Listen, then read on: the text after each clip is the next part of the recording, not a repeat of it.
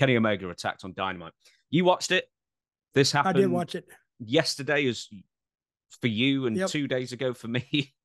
Yep. This whole time dilation thing is really, really just odd at the moment. But yeah, go on. Right. So this is the big go home angle for AEW Dynamite yesterday / 2 days ago as we record this.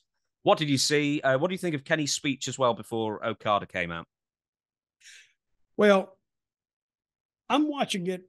The only thing I think it was a little too long, but he had to give his speech out. You know, it took 20 minutes to do this, almost 19 minutes to do that. That's a long time to hold an audience without anything happening. He's out there saying that he had diverticulitis or whatever it was, which is a very dangerous thing to have. I know that. And he's not been cleared to wrestle, and he wasn't even supposed to be on that show, from what I heard him say. And he said they got him advertised, so he's going to go. So he went, and he did his part well. It just went long, and here come in who's the blonde-headed Japanese guy they got, the Bucks. Okada. He came in, and then little butthole Elephant Boy came in and hit him in the head and did all kind of stuff. And then here come the Bucks again, almost like they did last week. And they were trying to give, I keep calling him Elephant Boy and Okada.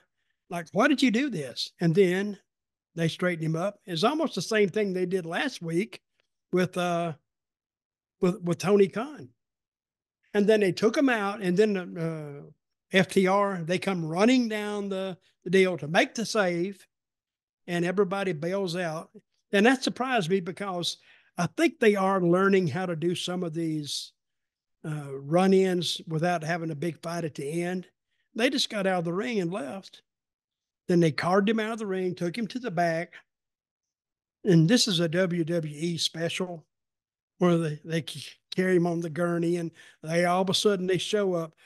Like, guys, let's be a little bit realistic here. Put some security around something a little bit. And they beat him up, beat FTR up, and that's how it did it go off the air then?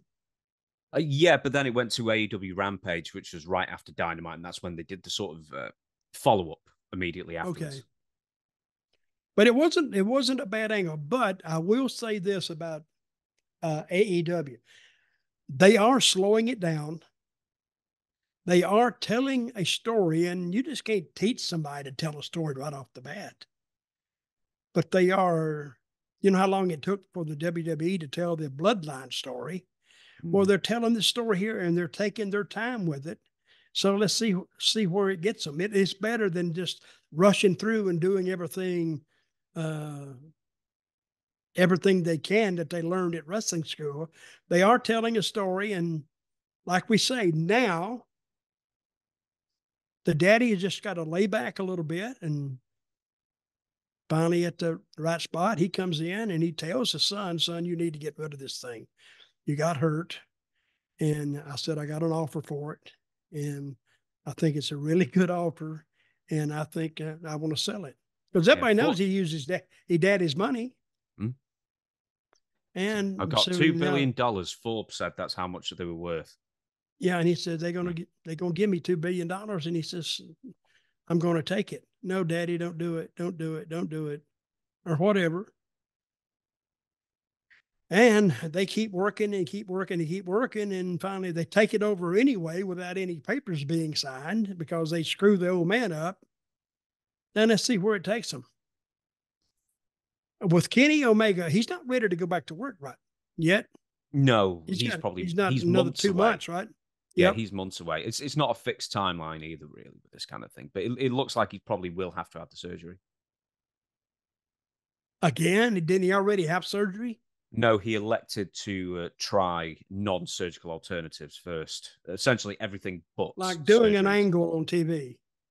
Yeah, and getting bumped out on concrete. That's good. Well, I was surprised he did that, to be perfectly honest, because they were really hamming it up, saying, one shot to the stomach and his pancreas could explode or whatever. They were like really making, this could be a medical.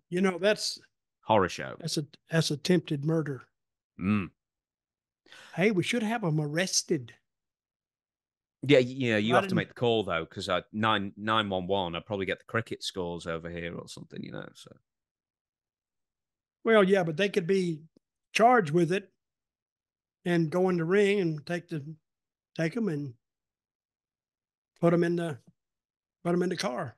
Dutch, I'm interested in something you said there. You said something about security. So, through the Dutch Mantell lens, right? So you've seen that they played out the story over the course of about 15 minutes at the end of Dynamite, and then they did a bit of a follow-up on Rampage. What would you have done to improve the presentation of that? You said Kenny Omega's speech went a little bit long. You've mentioned security. How would you make that a 10 out of 10 segment, in your opinion? Well, they attempted to do security, but they only had 2 guys try to do it. So if they have 2 and then 2 more come and they get kicked off, or they're so good at super kicks anyway, super kick the guy off, and then they go back. And I think they need to throw a little more urgency in there. And I mean, FTR, they got to the ring as fast as they can. I don't really find that much wrong with it. I think they did it pretty well.